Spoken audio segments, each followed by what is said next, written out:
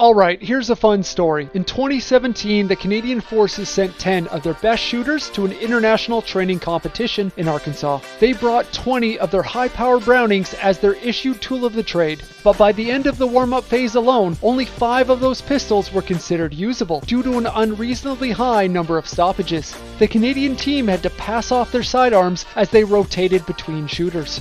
Speaking on the pistol itself, one former CAF marksman wrote, "If you give me a choice of a sharp stick or a Browning, I'll sadly take the Browning, but will look fondly at the stick." Hello and welcome to Frontline. Today we've got just a quick video regarding the Canadian Army's upcoming replacement pistol.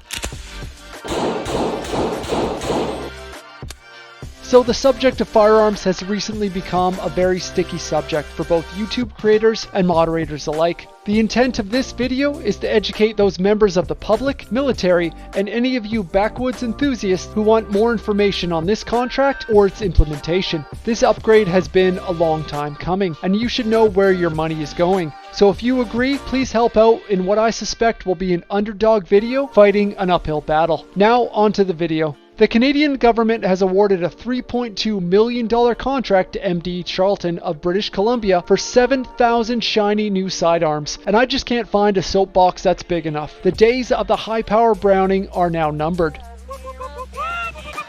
Okay, so what pistol did we decide on? Well, that's a bit of a trick question. We decided to follow the United States when they made the choice to replace their own M9 service pistol. It's the Sig Sauer P320, except of course ours will be called the C22, and we may put a little Canadian flag on the side to make it feel a bit more friendly.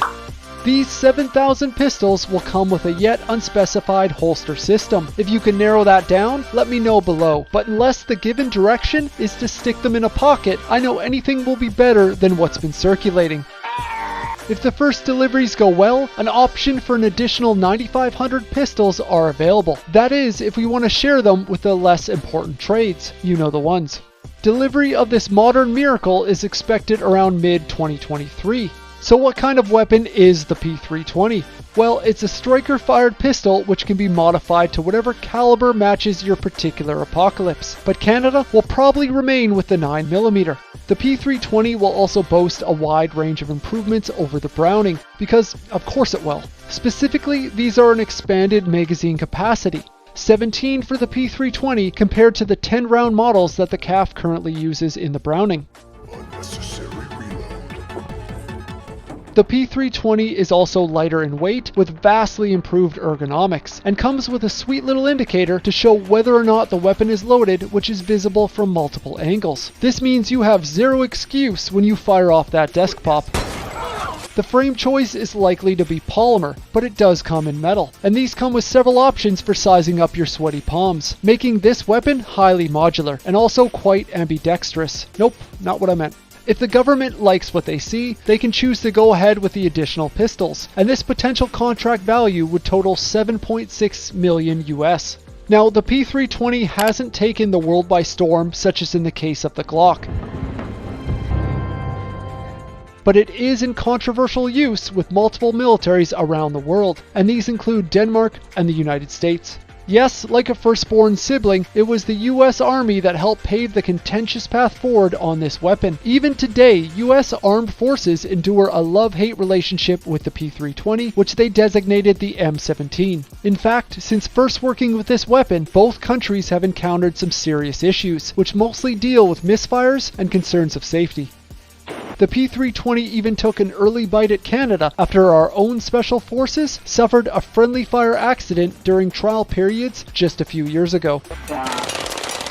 For its part, Sig Sauer has come back with a number of structural upgrades in order to address these very legitimate concerns. Despite not making everyone at the table happy, Sig did succeed in holding on just long enough for both us and Uncle Sam to sink enough money into the product that we didn't go looking elsewhere.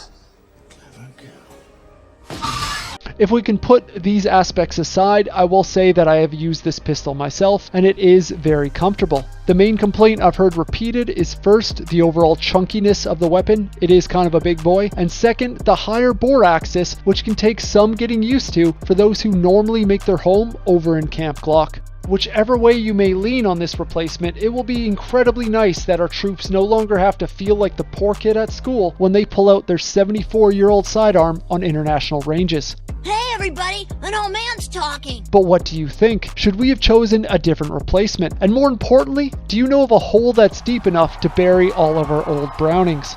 Don't worry, just chuck them in. They're way too jammed up to hurt anybody ever again.